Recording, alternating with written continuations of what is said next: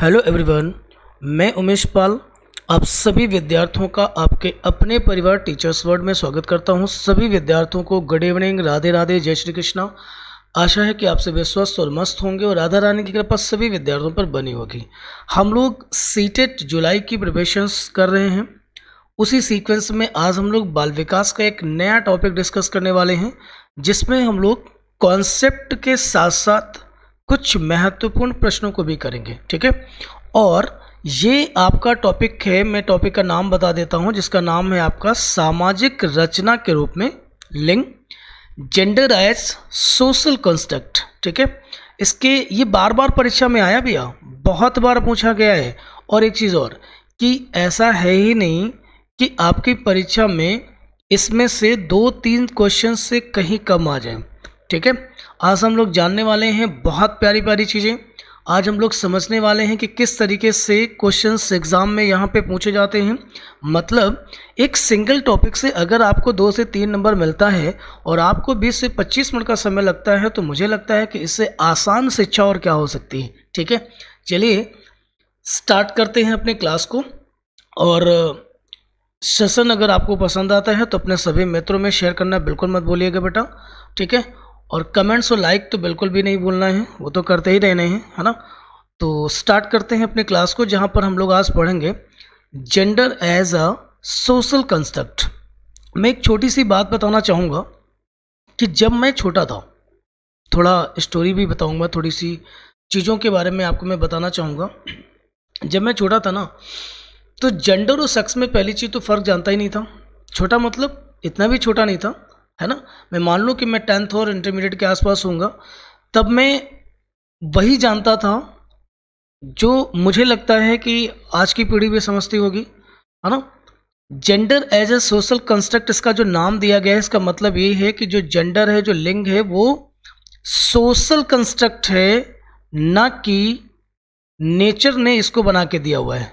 ठीक है, जबकि हम लोग अभी तक यही समझते आए कि जो स्त्री पुरुष है, मेल फीमेल हैं, वो जेंडर जो निर्धारित है वो भगवान ने या किसी बड़ी शक्ति ने, सर्वशक्तिमान ने हमें निर्मित करके दिया हुआ है। और ये विभेद हैं उनमें, और इसलिए उनको विभेद समाज के द्वारा जो किया जाता है वो मतलब सही है, सरल है। ठीक है, तो आते हैं सामाजिक रचना के रूप में लिंग को समझते हैं कि ये क्या चीज़ होती है।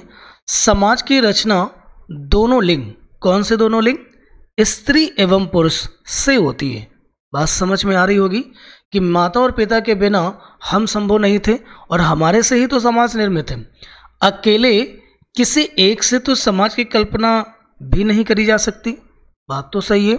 अगर पुरुष ये डिसाइड करे कि स्त्रियों का समाज में या हमारे जीवन में कोई योगदान नहीं है या कम योगदान है, तो ये महज उसकी भूल है, ऐसा हो ही नहीं सकता। अगर आप चाहते हैं कि आपका समाज संतुलित बना रहे, आप चाहते हैं कि आपका परिवार संतुलित रहे, अगर आप चाहते हैं कि आप अपना अस्तित्व मेंटेन करके रखें, तो स्त्रियों का होना तो आवश्यक है। इनके बिना तो नई पीढ़ी का जन्म भी नहीं होगा भैया। ठीक है, तो समाज की कल्पना आप कैसे कर सकते हो? या फिर महिला डिसाइड कर ले कि इन पुरुषों की कोई औकात नहीं, या महिला ये डिसाइड कर ले कि इन पुरुषों की हमें कोई आवश्यकता ही नहीं है। ठीक है ना। सो उनके अकेले मात्र से समाज की निर्माण नहीं करी जा सकती, समाज की रचना नहीं करी जा सकती। अतः एक अच्छे समाज की कल्पना तभी की जा सकती है जब दोनों लिंग को समाज में समान अधिकार प्राप्त हों। ठीक है, एक अच्छे विद्यार्थी के गुण ये हैं कि जब वो इसे पढ़े, एक बार में चीज़ अगर उसे समझ में नहीं आती है तो उसे दोबारा पढ़े। और एक बात मैं फिर कहूँगा कि अगर विद्यार्थी चाहें तो बेटा नोट्स भी आप बना सकते हो। मैंने मैटर को कुछ इस तरीके से दिया हुआ है। और एक बार फिर कहूँगा कि पहली बार यूट्यूब पे कुछ ऐसा हो रहा है कि जहाँ पर जो चीज़ें आपको पेड कोर्स में देखने को मिलती हैं, वो आपको बिना किसी कॉस्ट के देखने को मिल रही हैं। ठीक है, इसलिए थोड़ा सा मेहनत करेंगे तो आप नोट्स भी क्रिएट कर सकते हैं, बना सकते हैं। चलिए आते हैं, अब हम लोग थोड़ा सा समझते हैं कि देखिए हिंदी में तो लिंग को लिंग ही कहा जाता है, लेकिन इंग्लिश में दोनों के बीच अंतर है। हिंदी में लिंग को जेंडर कह रहे हैं और इंग्लिश में लिंग को सेक्स कहा जा रहा है। यही फ़र्क है। सीटेट के एग्ज़ाम में इंग्लिश वर्जन को ध्यान में रखेंगे, बायलैंग्वेज आपका एग्ज़ाम होता है तो बेटा बिल्कुल हिंदी वाला चश्मा पहन के बैठेंगे तो कहीं ना कहीं नुकसान होगा। ठीक है, आप बायलैंग्वेज एग्ज़ाम है तो कहीं ना कहीं आपको इंग्लिश में कुछ चीज़ें तो देखनी पड़ेंगी। ठीक है, देखिए जेंडर जो है वो कैसा है, एक सामाजिक रचना है, सोशल कंस्ट्रक्ट है। मतलब इसका ये है कि जो जेंडर शब्द यूज़ किया जा रहा है वो समाज द्वारा निर्मित है। समाज में कुछ विशेष वर्ग के द्वारा जेंडर शब्द की उत्पत्ति कर दी गई और जिसका अर्थ है स्त्री और पुरुष। क्लियर? सेक्स में क्या है, एक जैविक रचना है, बायोलॉजिकल कंस्ट्रक्ट है। मतलब बायोलॉजिकली जो सेक्स होता है उसमें डिफरेंसेस होते हैं।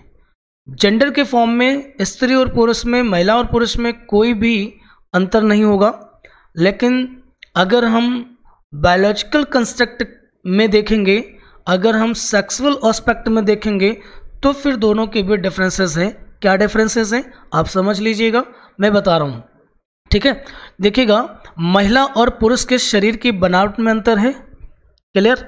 उनकी वॉइस में डिफरेंसेस हैं, उनके आकार एवं आकृति में डिफरेंसेस हैं, उनके प्रकृति ने कुछ काम उनको ऐसे सौंपे हैं जो पुरुष नहीं कर सकता, जैसे बच्चे को जन्म देना। ठीक है, उस प्रसव पीड़ा से गुजरने की क्षमता देना। महिलाओं में एक अलग ही लेवल की सहन शक्ति देखने को मिलती है। महिलाएं बहुत ही नम्य व्यवहार की होती हैं। ठीक है, पुरुष इसके विपरीत होता है ना। पुरुष कई मामलों में कठोर होते हैं। पुरुष नई पीढ़ी को जन्म नहीं दे सकते हैं। पुरुष में उतनी स्तर की सहन शक्ति देखने को नहीं मिलती, उतनी नम्यता देखने को नहीं मिलती है और दोनों की शारीरिक संरचना में फ़र्क होते हैं। ये बताने की कोई आवश्यकता नहीं, हम अगर ऑब्जर्व करेंगे तो दोनों की शारीरिक संरचना में बेहद बड़े फ़र्क हैं। आज समझ आ रही ना? तो वो जो फ़र्क हैं वो बायोलॉजिकल कॉन्सेप्ट के कारण है। इसका बेस, उसका आधार जो है वो बायोलॉजिकल है। ठीक है, तो स्त्री और पुरुष में विभेद हैं, लेकिन किसके बिहाफ पे? बायोलॉजिकल कंस्ट्रक्ट के आधार पर। जेंडर के कॉन्सेप्ट में उनके बीच में कोई अंतर नहीं है। ठीक है, तो इस बात को ध्यान रखना है। अगर जेंडर के कॉन्सेप्ट पे पूछा जा रहा है तो हम स्त्री और पुरुष में कोई विभेद नहीं करेंगे, लेकिन अगर सेक्स के आधार पे पूछा जा रहा है तो मैंने आपको कई सारी चीज़ें बता दी हैं जो दोनों के बीच अंतर करने में काफ़ी पर्याप्त है। दूसरी बात मैं एक चीज़ और कहूँगा, है ना, कि जन्म के समय जो लड़की होती है ना उसका वज़न कम होता है अपेक्षाकृत लड़के के, लेकिन बाद में धीरे धीरे लड़कियों का वज़न बढ़ता चला जाएगा और लड़कों के अपेक्षा बढ़ता चला जाएगा। मतलब लड़कों की तुलना में लड़कियों का वज़न ज़्यादा देखने को मिलता है। ठीक है, तो ये किसके कारण है? बायोलॉजिकल कंस्ट्रक्ट के कारण है ना। उनका और मेरा सेक्स में डिफरेंसेस हैं, इस वजह उनके जो हार्मोनल स्राव है, हार्मोन जो होते हैं उनका रिएक्शंस, उनका काम, उनके फंक्शंस अलग हैं और हमारे में फंक्शंस काफ़ी हद तक अलग देखने को मिलते हैं। इसलिए हमारे शरीर की संरचना में भी अंतर देखने को मिल जाता है। ठीक है, उम्मीद है बात समझ में आ गई होगी काफ़ी हद तक कि जेंडर क्या होता है और सेक्स क्या होता है। चलिए आगे आते हैं। एक हमारे समाज में बहुत प्रचलित कॉन्सेप्ट है जिसका नाम है लैंगिक पूर्वाग्रह, लैंगिक भेदभाव भी कह सकते हो, या लैंगिक रूढ़िबद्धता भी इसे कहा जाता है। देखिए पूर्वाग्रह का मतलब ये है जो पुराना कॉन्सेप्ट है ना, पूर्व में जो ग्रहित था, जो पहले की मान्यता थी, और पहले की मान्यता ये रही है कि स्त्रियों को पुरुषों की अपेक्षा कम देखा गया है। पहले की मान्यता, रूढ़िबद्धता ये रही है कि समाज पुरुष प्रधान रहा है, और सच तो ये है कि समाज आज भी पुरुष प्रधान है। ठीक है, देखिए इसी कॉन्सेप्ट पर साइकोलॉजी कुछ बताना चाहती है आपको, है ना, क्योंकि आप अध्यापक होंगे। तो जेंडर बायस इसी को कहा जाता है, और इसी का एक और नाम है जेंडर स्टेरियोटाइप। ठीक है, दोनों को इंग्लिश सेक्शन में जाकर के आप जरूर चेक करेंगे सीटेट के एग्जाम में, ध्यान रखिएगा बच्चा। जेंडर बायस और जेंडर स्टेरियोटाइप दोनों का मीन सेम है, और हिंदी में देखें तो इसे लैंगिक पूर्वाग्रह कहा जाता है। इंग्लिश देखना इसलिए भी ज़रूरी होता है क्योंकि कई बार इस लैंगिक पूर्वाग्रह का नाम कुछ और दे देंगे। आप ढूंढ रहे होगे कि सर वो लैंगिक पूर्वाग्रह कहाँ है, वो तो मिल ही नहीं रहा हमें, है ना। तो देख लीजिएगा जेंडर बायस या फिर जेंडर स्टेरियोटाइप, ये होती क्या चीज़ है इसको समझ लीजिएगा। तो मैंने लिखा हुआ है कि जब किसी समाज के आम जनों की धारणा पारंपरिक सोच से बंधी हो, किसके संदर्भ में, जेंडर के संदर्भ में, सेक्स के संदर्भ में। जब किसी समाज में स्त्री को पुरुषों से कम व पुरुषों को स्त्री से कम समझा जाए तो उसे क्या कहेंगे, लैंगिक भेदभाव कहा जाता है ना। कभी भी ये मत मानिएगा कि सिर्फ स्त्रियों का ही शोषण होता है। कई मामलों में, कई क्षेत्रों में, कई प्रजातियों में पुरुषों के साथ भी शोषण हुआ है और होता रहा है। ठीक है, तो कहने का अर्थ ये है कि दो लिंग समाज में है, एक स्त्री और दूसरा पुरुष, और समाज के द्वारा दोनों में से किसी एक का भी अगर शोषण होता है, या एक के साथ कोई भेदभाव किया जाता है, या एक के अधिकारों का ख्याल नहीं रखा जाता है, तो वो लैंगिक पूर्वाग्रह का कॉन्सेप्ट हो जाएगा, उसमें लिंग के साथ भेदभाव हो जाएंगे, और इसी कॉन्सेप्ट का नाम है लैंगिक पूर्वाग्रह।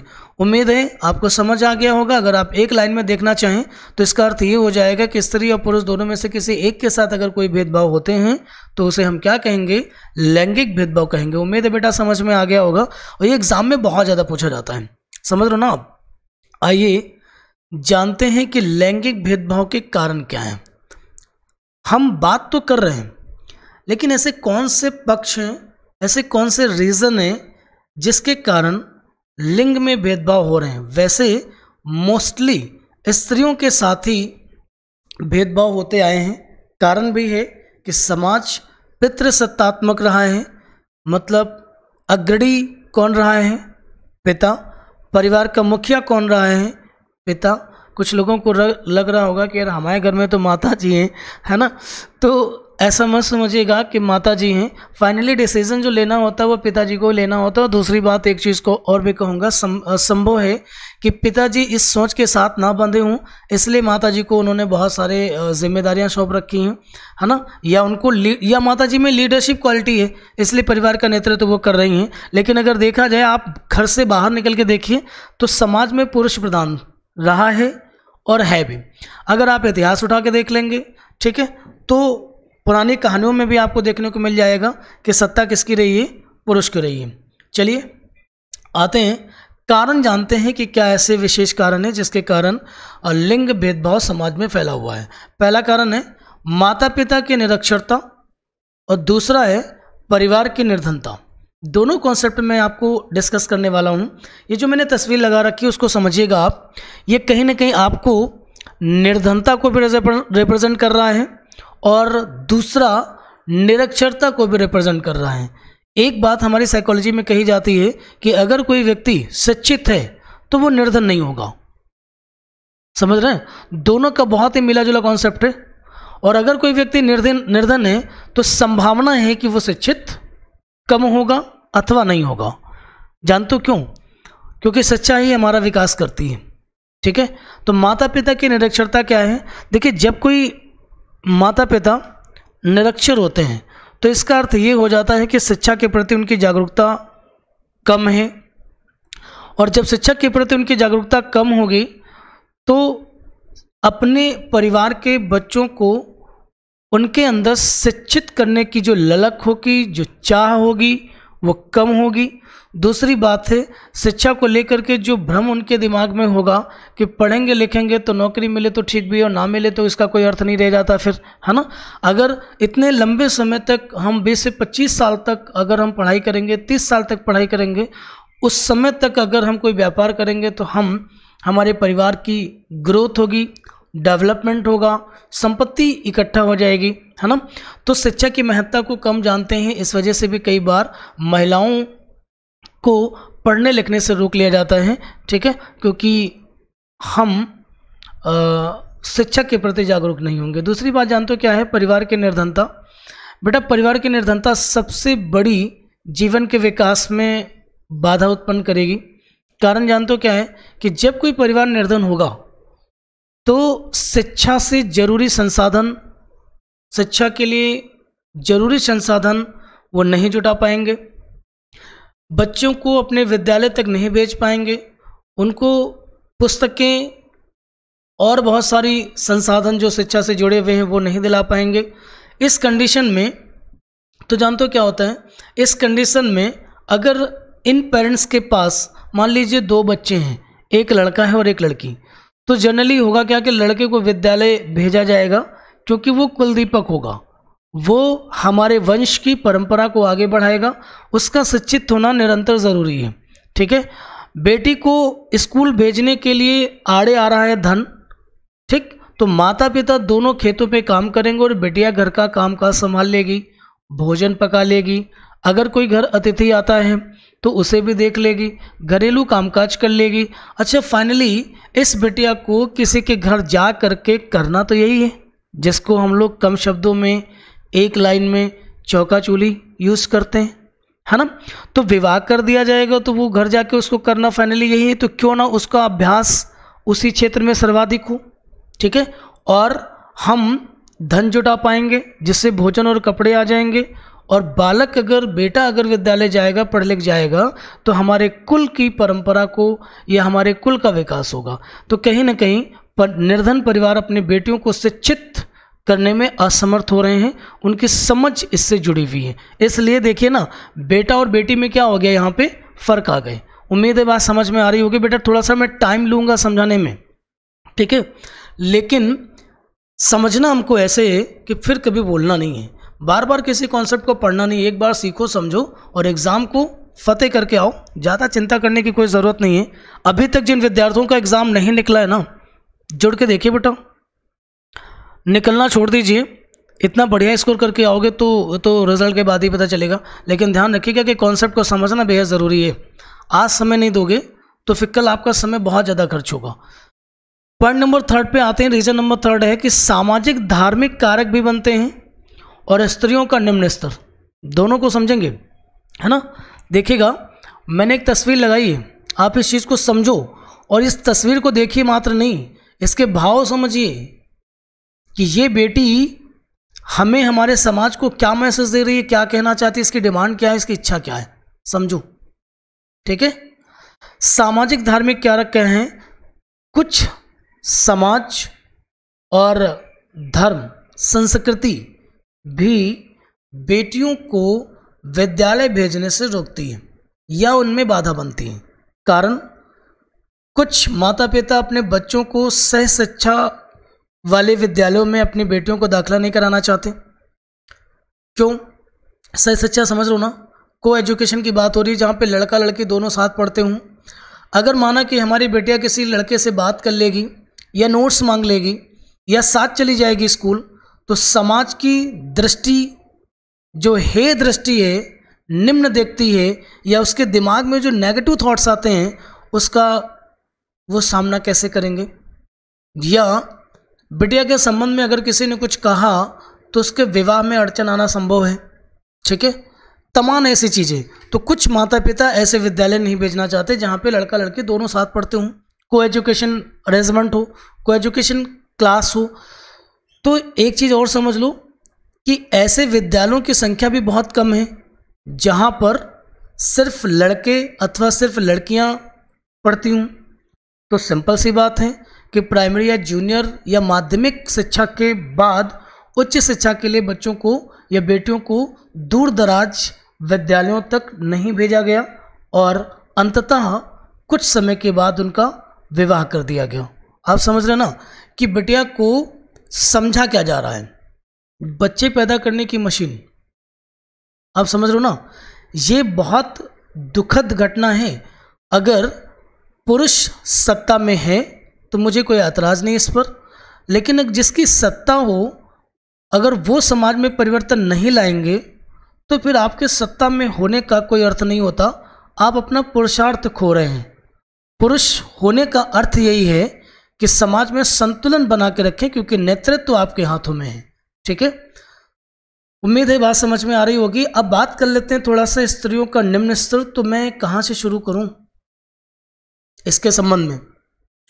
देखिए, पहली बात तो ये है कि जो महिलाएं शिक्षित हो गई हैं वो महिला समाज के उत्थान के लिए कोई विशेष कार्यक्रम या विशेष योगदान नहीं दे रही हैं। ठीक है, कई मामलों में सामाजिक स्तर पर देखने को मिला है कि महिला ही महिला का शोषण कर बैठती है। तो ये स्त्रियों की क्या है, निम्न सोच है। दूसरा कॉन्सेप्ट इसके संबंध में अगर हम समझें वो ये है कि स्त्रियों का निम्न स्तर इसलिए भी आप कह सकते हो कि मैं आपको बताऊं कि जैसे एक तस्वीर मैंने यहाँ पे लगाई है, ये देखिएगा, यहाँ पे पिताजी हैं और माताजी हैं। पिताजी जो भी पढ़े लिखे हों, पता नहीं, मैं मान लूँ कि माताजी बिल्कुल पढ़ी लिखी नहीं है, थोड़ा बहुत पढ़ी लिखी हैं या प्राइमरी एजुकेशन इनके पास है। ठीक है, तो क्या इन्हें ये नहीं सोचना चाहिए कि अगर मेरे घर बेटी हो तो मैं बेटी को पढ़ा लिखा दूँ, क्योंकि जो जीवन का स्तर मेरा है वो मेरी बिटिया का नहीं होना चाहिए। समझ लो ना आप, एक माँ अपनी बेटी को केंद्रीय भूमिका में नहीं ला पा रही, वो अपने जीवन से सीख नहीं रही है कि मेरे पढ़े लिखे ना होने के कारण मेरा जीवन काफ़ी निम्न हुआ और मुझे जीवन में काफ़ी संघर्ष करना पड़ा। ठीक है, तो मैं अपनी बिटिया को शिक्षित करूं। देख रहे हैं ना आप किस तरह से स्त्रियों का निम्न स्तर है। माँ भी तो है जो अपनी बिटिया के शिक्षा के प्रति अपने परिवार और समाज से संघर्ष नहीं कर रही, जबकि वो कर सकती है। दूसरी बात ये कि कई मामलों में अगर समाज की कोई बेटियां विद्यालय जाती हैं, थोड़ा सा बड़े होने पर, मैंने जैसे कि कहा कि सेक्सुअल डिफरेंसेस के कारण इनके शरीर की संरचना पुरुषों की अपेक्षा अलग होती है, इसलिए संभव है कि वो 12 से 14 साल, 15 साल, 18 साल में काफ़ी युवा दिखने लगेंगी बेटियां।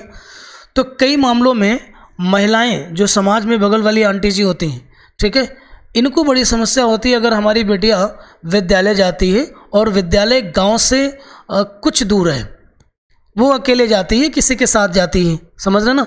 तो कई मामलों में उनको बड़ी तकलीफ होती है, वो चाहती है कि बिटिया को क्यों भेजा जा रहा है विद्यालय, इतनी बड़ी हो गई है, विवाह करने लायक है। आप समझ रहे हो ना, क्या जीवन का उद्देश्य मात्र विवाह है? ये काफ़ी चिंतन का विषय है जो समाज के द्वारा सोचा जाना चाहिए। खैर वो अलग विषय है। ऐसा नहीं है कि समाज में लोगों ने स्त्रियों के उत्थान के लिए कार्यक्रम नहीं करे हैं, बहुत सारे करे हैं, लोग कर भी रहे हैं, बड़ा सहयोग कर रहे हैं, है ना। लेकिन ये हर व्यक्ति की जिम्मेदारी है, ठीक है, स्त्रियों को, बेटियों को आगे लाना। मैं एक बात और कहूँगा, महात्मा गांधी का एक स्टेटमेंट है भैया, चलिए आगे हम लोग पढ़ेंगे अभी, है ना। एक कारण और समझेंगे 5 नंबर और एक कारण समझेंगे 6 नंबर।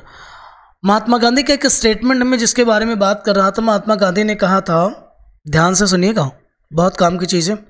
महात्मा गांधी ने कहा था कि एक बालक की शिक्षा का अर्थ है एक पुरुष की शिक्षा, समझ लो ना, जबकि एक बालिका की शिक्षा का अर्थ है परिवार की शिक्षा। आप समझते हो ना कि महिलाएं घर का नेतृत्व करती हैं और पुरुष समाज का। तो घर में जो बच्चे होंगे उनको शिक्षित करने का काम कौन करेगा? उसकी माँ, महिला। और सोचो कि माँ पढ़ी लिखी ना हो तो वो अपने बच्चों को प्राइमरी एजुकेशन कैसे दे पाएगी, बच्चों को शिक्षा के प्रति कैसे जागरूक कर पाएगी, बच्चों को कैसी भाषा का प्रयोग करना है, उनका व्यवहार कैसा होना चाहिए, उनके अंदर मोरालिटी किस तरीके की होनी चाहिए, उनके अंदर नैतिक व्यवहार कैसे होने चाहिए, ये बात क्या कभी पिता घर में समझा पाया है? क्योंकि पिता का काम है अपने परिवार का नेतृत्व करना, समाज में, और भोजन की, शिक्षा की, स्वास्थ्य की व्यवस्था करना। लेकिन घर में जो छोटे नन्हे मुन्ने होते हैं ना, इनको संभालने का काम माँ कर रही होती है। और माना कि माँ पढ़ी लिखी नहीं है तो उसकी सोच वैज्ञानिक ना हो करके पारंपरिक होगी, ठीक है। इसलिए गांधी जी ने कहा कि बेटे को पढ़ाना ज़रूरी है, कोई संदेह नहीं है, बट बेटियों को पढ़ाना उससे भी ज़्यादा ज़रूरी है। क्यों? क्योंकि उससे परिवार शिक्षित होगा। एक बेटी को पढ़ाने का मतलब है परिवार में अगर 5 सदस्य हैं तो 5 के 5 शिक्षित होंगे, लेकिन बेटे को पढ़ा रहे हो तो सिर्फ और सिर्फ एक ही व्यक्ति, एक ही पुरुष शिक्षित हो पाएगा। ठीक है, आते हैं बालिकाओं का जल्दी विवाह रिवाज। आप समझ पा रहे होंगे, ये तस्वीरें मुझे नहीं लगता कि किसी ने ना देखी हूँ या किसी को याद ना आ रही हूँ, है ना। टीवी सीरियल तो बड़ा याद आ गया होगा, ठीक है, बड़ा ही फेमस सीरियल रहा हुआ है। और ये भी इसमें देखने को मिला था कि जल्दी विवाह के नुकसान क्या हैं। बालिकाओं का जल्दी विवाह रिवाज सिंपल है। अगर बेटियों को, चूँकि समाज में एक चलन था, तो बेटियों को अगर जल्दी विवाह कर दिया जाएगा, मानिए कि 12 से 14 साल में कर दिया जाएगा, तो बेटी कितना पढ़ेगी, कितना पढ़ पाई होगी? आप समझ लो ना। क्या बेटियां इतनी जल्दी एजुकेशन को कंप्लीट नहीं कर पाएंगी? तो जब तक शिक्षा पूरी ना हो तब तक विवाह नहीं किया जाना चाहिए। तो बालिकाओं का विवाह, बालिका विवाह तो अब कानूनी अपराध हो चुका है, लेकिन समाज में कल तक तो होता था बहुत खुल के। और बालिका विवाह जो जल्दी या कम उम्र में हो रहा है वो आज भी हो रहा है, बशर्ते अब क्या है कि इसकी सूचनाएं हमें कम मिलती हैं, क्योंकि इसकी संख्या क्या हो गई है, कम हो गई है। लोग पढ़े लिखे हैं, अब लोग अपने बेटियों को भी बेटों से कम नहीं मान रहे हैं। ठीक है, लेकिन ये हमारे समाज की परंपरा रही है, इसलिए मैंने ये तस्वीर लगाई है आपको समझाने के लिए। क्योंकि अगर विवाह हो जाता है तो व्यक्ति एक नई जिम्मेदारियों के साथ जुड़ जाएगा, तो स्कूल विद्यालय कब जा पाएगा, उसकी पढ़ाई वहीं से बंद हो जाएगी। महिला अध्यापकों की कमी की मैं बात कर लूँ, आप समझते हैं ना कि ग्रामीण अंचलों में महिला अध्यापकों की कमी होने के कारण बहुत सारे माता पिता अपनी बेटियों को उस विद्यालय नहीं भेजना चाहते हैं जहां पर कोई महिला अध्यापिका ना हो, क्योंकि ऐसी बहुत सारी व्यक्तिगत समस्याएं होंगी बेटियों को, है ना, जो एक पुरुष शिक्षक से वो डिस्कस नहीं कर पाएंगी, घर में पिताजी से डिस्कस नहीं कर पाएंगे। इसलिए विद्यालय में महिला अध्यापिका का होना नितांत आवश्यक है। उम्मीद है बात समझ में आ रही होगी। इसलिए हमारी सरकार आजकल इस पर बहुत ज़्यादा काम भी कर रही है और महिलाओं को बराबर से भागीदारी देने का अवसर उपलब्ध करा रही है। तो विद्यालयों में महिला अध्यापकों की संख्या बिल्कुल कम नहीं होनी चाहिए, है ना, क्योंकि जिस प्रदेश में, जिस क्षेत्र में महिला अध्यापकों की कमी होगी वहाँ पर बेटियाँ शिक्षित होने से संभव है कि उनमें बाधा पैदा हो या वो रुक जाएंगी, है ना, उनकी उच्च शिक्षा की व्यवस्था वहाँ पर नहीं हो पाएगी। ठीक है, आते हैं एक लास्ट पॉइंट हम लोग पढ़ेंगे जिसका नाम है दोषयुक्त पाठ्यक्रम। ठीक है, सिलेबस की बात कर रहे हैं। तो जो पाठ्यक्रम बेटा है ना, ये जो पाठ्यक्रम में देखने को ये मिलता है कि ये नियोजित पाठ्यक्रम जो है उसमें बालिकाओं के लिए निर्मित नहीं है ना। बालिकाओं को वो पाठ्यक्रम पढ़ना हो रहा है जो बालकों के लिए पूर्व निर्धारित हैं। ठीक है, ऐसा कुछ नहीं है कि बालिकाओं से संबंधित, स्त्रियों से संबंधित बुक्स में, करिकुलम में कुछ कार्यक्रम नियोजित करे गए हों या निर्देशित करे गए हों।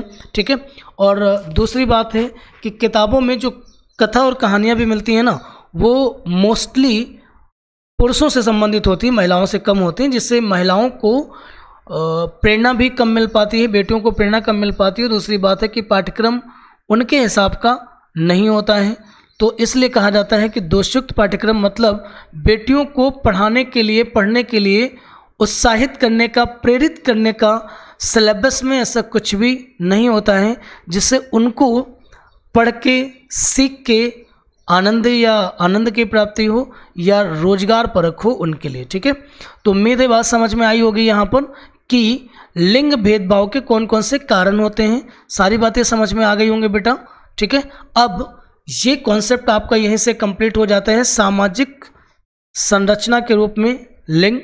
ठीक है, अब हम लोग क्वेश्चंस करेंगे। पहला क्वेश्चन देखेंगे, किस आयु में बच्चों की लिंग की समझ विकसित हो जाती है? मतलब बच्चे ये समझने लगते हैं कि मैं लड़का हूँ अथवा मैं लड़की हूँ। तो इसके लिए जवाब सही होगा 2 वर्ष में, 2 साल के बाद, मतलब शैशवावस्था की उम्र के बाद बच्चों को समझ में आने लगता है कि मैं लड़का हूँ या फिर लड़की। सेकंड क्वेश्चन देखेंगे, बहुत प्यारा लिखा हुआ कि पुरुष स्त्रियों की अपेक्षा ज़्यादा बुद्धिमान होते हैं। ये समाज में कल भी प्रचलित था, आज भी प्रचलित है। पुरुष को लगता है कि मैं ज़्यादा बुद्धिमान हूँ और महिलाओं को भी लगता है कि पुरुष ज़्यादा बुद्धिमान है। ठीक है, सो इस तरीके की समझ या सोच, इस तरीके की वाद विवाद या इस तरीके का प्रश्न होना ही लैंगिक पूर्वाग्रह को प्रदर्शित करता है, मतलब जेंडर बायस से जेंडर स्टेरियोटाइप को रिप्रेजेंट करता है। बाकी को पढ़ने की कोई ज़रूरत नहीं है। क्वेश्चन नंबर 3 आता है, राज्य स्तर के एकल गायन प्रतियोगिता के लिए विद्यार्थियों को तैयार करते समय विद्यालय लड़कियों को वरीयता दे रहा है। आप समझ रहे हो ये क्वेश्चन क्या कर रहा है? जैसे हम लोग स्कूल में पढ़ते थे ना, तो जनरली होता था क्या था कि जब कोई राष्ट्रीय पर्व आता था, जैसे 26 जनवरी 15 अगस्त है ना, तो उसमें कुछ कार्यक्रम करने होते थे। तो जैसे सरस्वती वंदना हो गई, ठीक, ये सब जानते होंगे, सब विद्यालय से पढ़ के आए हो। सरस्वती वंदना में मोस्टली लड़कियों को ही रखा जाता है। दूसरी बात है, अगर कोई गीत संगीत का कार्यक्रम है, म्यूजिक का कार्यक्रम है, तो उसमें लड़कियों को वरीयता दी जाएगी। ठीक, और लड़कियां ही उसको करेंगी। तो विद्यालय में भी जेंडर बायस या जेंडर स्टेरियोटाइप की घटनाएं देखने को मिलती हैं। ये कई बार आप अगर प्रयोगशाला गए हों विज्ञान की, तो उसमें आप देखे होंगे कि होता क्या है कि प्रयोग करने के दौरान लड़के जो होंगे वो प्रयोग करते हैं, और प्रयोग करने के दौरान जो बर्तन गंदे हो जाते हैं, मतलब यूज़ कर लिए जाते हैं, उनको धुलने का काम कर रही होती लड़कियां। ठीक है, तो कहने का अर्थ ये हो गया कि लड़के प्रयोग कर रहे हैं और लड़कियां या तो डेटा नोट कर रही या फिर बर्तन धुल रही। तो मतलब बर्तन धुलने और जितने स्मूथ वर्क होंगे वो लड़कियां ही करेंगी। आप समझ रहे हो ना? और प्रैक्टिकल करने का मौका किसको मिल रहा है? लड़कों को मिल रहा है। तो ऐसी बहुत सारी चीज़ें हैं जहाँ पर लड़कों को वरीयता दी जाती है या फिर जहाँ पर लड़कों को वरीयता दी जाती है। तो इस तरीके की घटनाएं या कार्यक्रम जेंडर बायस को रिप्रेजेंट करता है, इसलिए ऑप्शन नंबर सी यहाँ पे सही हो जाएगा। आप सबको इतना बढ़िया आपने कॉन्सेप्ट सीख लिया है, पढ़ लिया है, तो क्वेश्चन करने में बिल्कुल कोई समस्या नहीं होगी। क्वेश्चन नंबर 4 देखेंगे, सामाजिक भूमिकाओं के कारण न कि जीव वैज्ञानिक संपत्ति के कारण सौंपी गई विशेषताएं कहलाती हैं।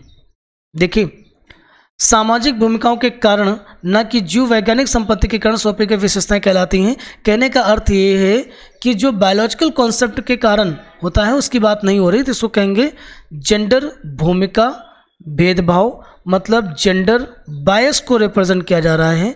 ठीक है, क्योंकि जेंडर बायस जो है वो सामाजिक रचना है, वो जैव या जीव वैज्ञानिक संरचना नहीं है। क्वेश्चन नंबर 5 आएंगे, कक्षा 7 की एक पाठ्यपुस्तक में इस प्रकार के चित्र हैं, शिक्षिका एवं घरेलू काम करने वाले के रूप में महिला है, जबकि डॉक्टर और पायलट के रूप में पुरुष। इस प्रकार के चित्रण से बढ़ सकती है। आप देखें कि बहुत सारी किताबों में ये घटना देखने को मिलती है, तो ये लैंगिक पूर्वाग्रह है। इससे क्या होगा? लिंग में भेदभाव की घटनाएं क्या होंगी? बढ़ जाएंगी। आप समझ रहे हैं इस चीज़ को? उम्मीद है बात समझ में आई होगी। बेटा आज की क्लास को हम यहीं पर वाइंड अप करेंगे, है ना। इतने सारे क्वेश्चंस हम लोगों ने कर लिए हैं और ये सारा कॉन्सेप्ट हमने सीख लिया है। ये मत समझिएगा कि इस पर आधारित प्रश्न हम बस इतने ही करेंगे और करेंगे। फिलहाल अभी कॉन्सेप्ट के साथ हमने कॉन्सेप्ट को समझाने के लिए क्वेश्चंस लगाए हुए हैं। अभी हम और सारे पढ़ेंगे क्वेश्चंस, इतने से काम नहीं चलेगा। ढेर सारे क्वेश्चंस की प्रैक्टिस करेंगे। पहले कॉन्सेप्ट को क्लियर कर लेते हैं क्योंकि एग्ज़ाम अभी टाइम है, एग्ज़ाम को टेंशन लेने की कोई ज़रूरत नहीं है। हाँ बेटा, अगर सेशन समझ में आया हो, आपको पसंद आया हो, ठीक है, तो प्लीज़ मत भूलिएगा शेयर करना, लाइक करना और कमेंट करना। और अगर आपको एक बार में चीज़ें समझ नहीं आती हैं तो इसे दोबारा ज़रूर देखें। दूसरी बात मैं कहूँगा, मेरे लेक्चर को जल्दबाजी में प्लीज़ मत देखिए, बिल्कुल सुकून में पढ़ने के टाइम जब आप पढ़ाई करने बैठे, पढ़ने के हिसाब से इसको देखेंगे तो आपको चीज़ें बहुत ठीक से समझ में आएंगी। सो आज की क्लास को मैं यहीं पर वाइंड अप करूँगा। Thank you so much. Till then bye bye.